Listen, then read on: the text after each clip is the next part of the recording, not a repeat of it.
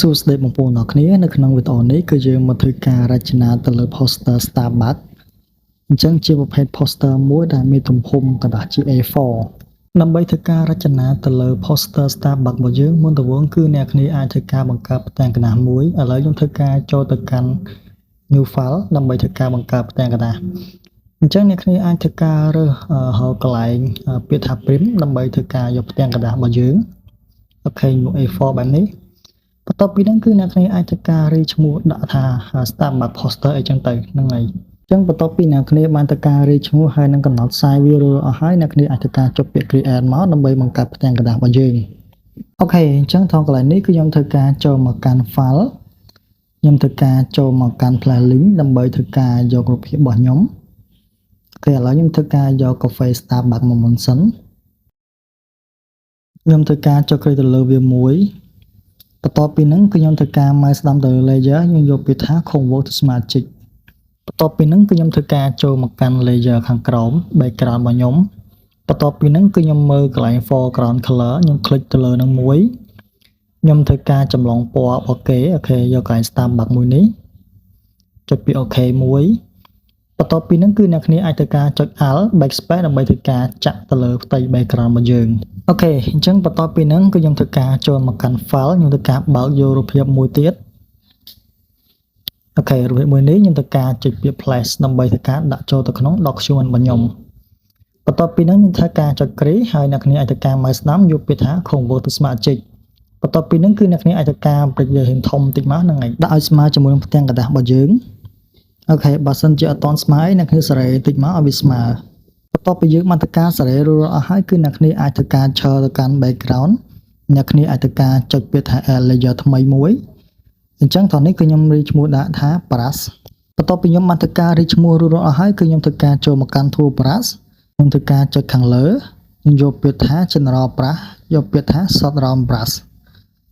បន្ទាប់ពីហ្នឹងគឺខ្ញុំធ្វើការចុចកន្លែង background ដើម្បីធ្វើការបដូរពណ៌វាខ្ញុំធ្វើការចម្លងពណ៌ពីរបស់គេខ្ញុំអាចថាយកខៀវភ្លឺបន្តិចទៅឲ្យវាល្ងិតដូច background ពេកអូខេខ្ញុំធ្វើការស្រេវាបន្តិចមកអញ្ចឹងលេខកូដគឺអ្នកគ្នាអាចធ្វើការដាក់តាមនឹងបានបន្ទាប់ពីហ្នឹងខ្ញុំធ្វើការចុចពី OK មួយអញ្ចឹងថងកន្លែង opacity ជាមួយនឹង flow គឺយើងយក100ដូចគ្នាខ្ញុំធ្វើការคลิกខាងលើនឹងមួយខ្ញុំធ្វើការចុច C ចុចខ្ញុំคลิกខាងនេះមួយទៀតអញ្ចឹងលក្ខណៈចង់ឲ្យត្រេបន្តិចហើយណាមួយចង់បានពលឺមើលទៅឲ្យវាស្អាតជាងមុនបន្ទាប់ពីហ្នឹងគឺខ្ញុំធ្វើការទាញ layer របស់ខ្ញុំដើម្បីធ្វើការ copy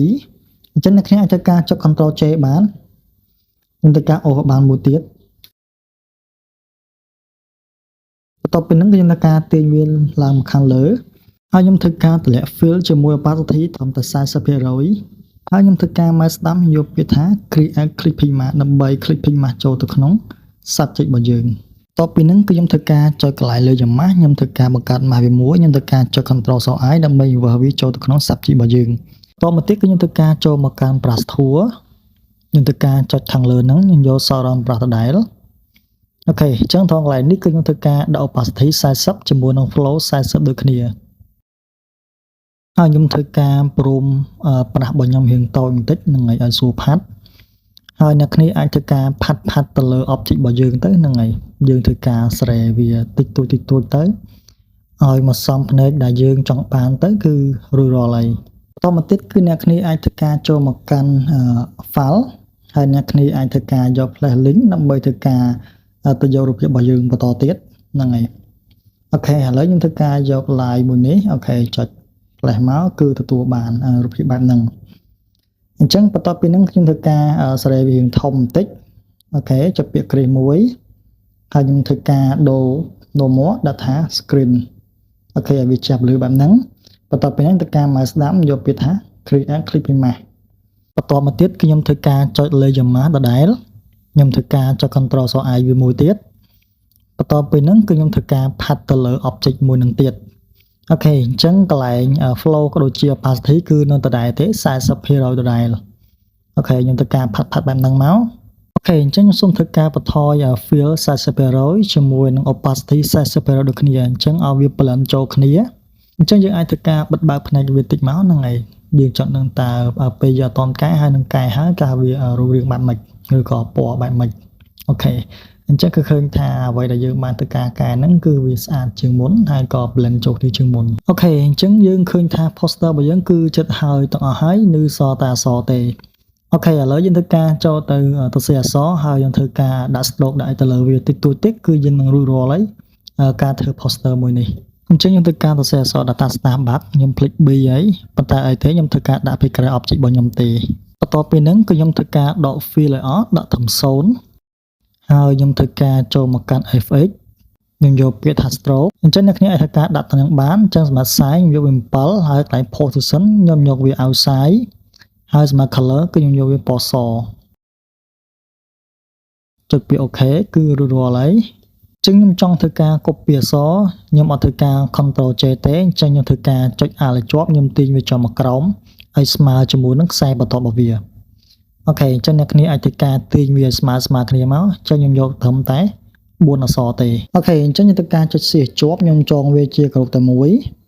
បន្ទាប់ពីហ្នឹងគឺខ្ញុំធ្វើការចុចកន្លែង option បៅវាចុចចំកណ្ដាលបែបនេះហើយខ្ញុំធ្វើការព្រិចវាធំតិចកុំឲ្យវាតូចពេកបន្ទាប់ពីហ្នឹងគឺខ្ញុំធ្វើការអូសអក្សររបស់ខ្ញុំដាក់មកខាងក្រោម layer របស់ខ្ញុំវិញអញ្ចឹងដើម្បីឲ្យ subject របស់យើងបាំងទៅលើអក្សរហ្នឹងអូខេហើយសម្រាប់ poster មួយនេះគឺយើងធ្វើការ design បានជោគជ័យហើយអូខេអញ្ចឹងវីដេអូរបស់ខ្ញុំគឺសូមបញ្ចប់ត្រឹមប៉ុណ្្នឹងហើយសង្ឃឹមថាអ្នកនាងនឹងអាចធ្វើបាននៅក្នុងវីដេអូនេះ